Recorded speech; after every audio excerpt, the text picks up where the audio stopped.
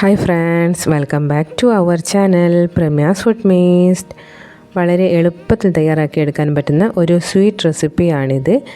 വീട്ടിലുള്ള 2 ചേരുവകൾ മതി.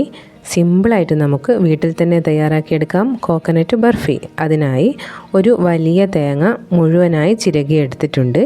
ഇനി ഈ ചിരകി വെച്ച തേങ്ങ ഒന്ന് ക്രഷ് ചെയ്തെടുക്കണം. അതിനായി മിക്സിയുടെ ജാറിലേക്ക് കുറച്ചായിട്ട് ഇട്ട് കൊടുത്ത് ഒന്ന് ക്രഷ് ചെയ്തെടുക്കാം. ഇപ്പോൾ ഞാൻ ക്രഷ് ചെയ്തെടുത്തിട്ടുണ്ട്. മുഴുവനായും ക്രഷ് ചെയ്തെടുത്ത് ബൗളിലേക്ക് ഇട്ട് കൊടുത്തിട്ടുണ്ട്. ഇനി അടുത്തതായി ചെയ്യുന്നത്, ഒരു കടായി ചൂടാകാനായി വെച്ചിട്ടുണ്ട്. ചൂടായ കടായിലേക്ക് 1 ടീസ്പൂൺ നെയ്യാണ് ചേർത്ത് കൊടുക്കുന്നത്.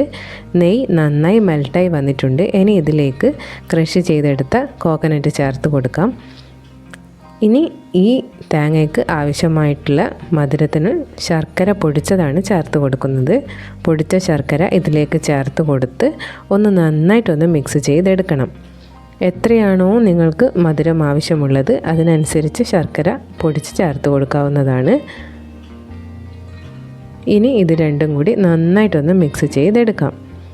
നെയ്യിൽ 1 ടീസ്പൂൺ നെയ്യ് ആദ്യം ചേർത്ത് കൊടുത്തിട്ടുണ്ട്. ആ നെയ്യും തേങ്ങയും ശർക്കരയും ഒക്കെ ചേർത്ത് എല്ലാം കൂടി ഒന്ന് നന്നായിട്ടൊന്ന് മിക്സ് ചെയ്തെടുക്കാം.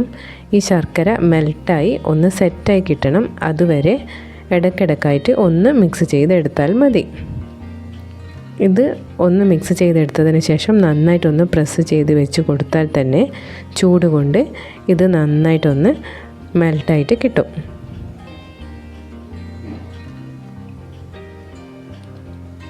ഇപ്പോൾ നിങ്ങൾക്ക് കാണുമ്പോൾ തന്നെ മനസ്സിലാകും ഇതൊക്കെ ഒന്ന് മെൽട്ടായി ഒന്ന് ചുരുങ്ങി വന്നിട്ടുണ്ട്.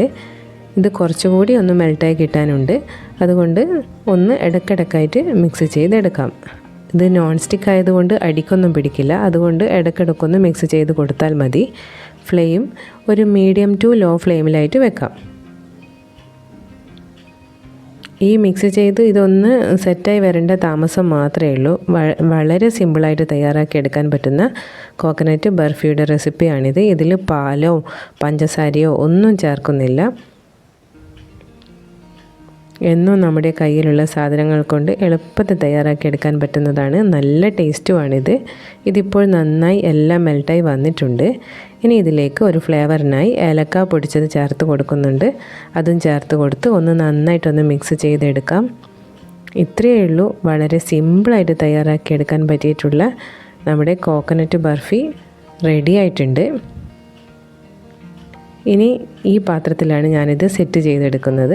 അതിനായിട്ട് അതിലേക്ക് കുറച്ച് നെയ്യ് ചേർത്ത് കൊടുത്ത് ഒന്ന് എല്ലാ സൈഡിലും ഒന്ന് ചെയ്ത് വെച്ചിട്ടുണ്ട്. ഇനി ഇത് നമുക്ക് പാത്രത്തിൽ നിന്ന് നന്നായിട്ട് വിട്ട് കിട്ടുന്ന ആ പരുവമാണ് വേണ്ടത്. ഇതിപ്പോൾ നന്നായിട്ട് സെറ്റായിട്ട് കിട്ടിയിട്ടുണ്ട്. എല്ലാം നന്നായിട്ട് മെൽട്ടായി നല്ല റെഡിയായിട്ട് വന്നിട്ടുണ്ട്. ഇനി ഇത് നമുക്ക് പാത്രത്തിലേക്ക് സെറ്റ് ചെയ്ത് കൊടുക്കാം. ഇതിലേക്ക് ചേർത്ത് കൊടുത്ത് നന്നായിട്ടൊന്ന് പ്രസ് ചെയ്ത് വെച്ച് കൊടുക്കാം.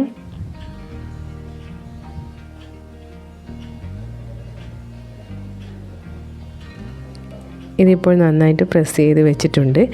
ഇത് നന്നായിട്ട് തണിഞ്ഞ് വരണം. 2 മുതൽ 3 മണിക്കൂർ വരെ തണിയാനായിട്ട് മാറ്റി വയ്ക്കാം. നന്നായി തണിഞ്ഞതിന് ശേഷം മാത്രമേ ഇത് കട്ട് ചെയ്യാൻ പാടുള്ളൂ. ഇതിപ്പോൾ തണിഞ്ഞ് വന്നിട്ടുണ്ട്.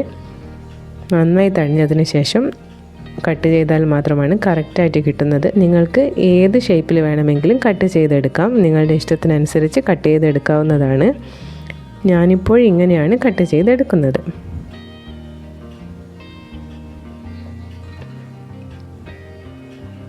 നമ്മുടെ സിമ്പിളും ടേസ്റ്റും ആയിട്ടുള്ള കോക്കനട്ട് ബർഫി റെഡി ആയിട്ടുണ്ട്. എല്ലാവരും ഒന്ന് ട്രൈ ചെയ്ത് നോക്കണേ. ഈ വീഡിയോ നിങ്ങൾക്ക് ഇഷ്ടപ്പെട്ടിട്ടുണ്ടെങ്കിൽ ലൈക്ക് ചെയ്യാൻ മറക്കല്ലേ. Please like, share and subscribe.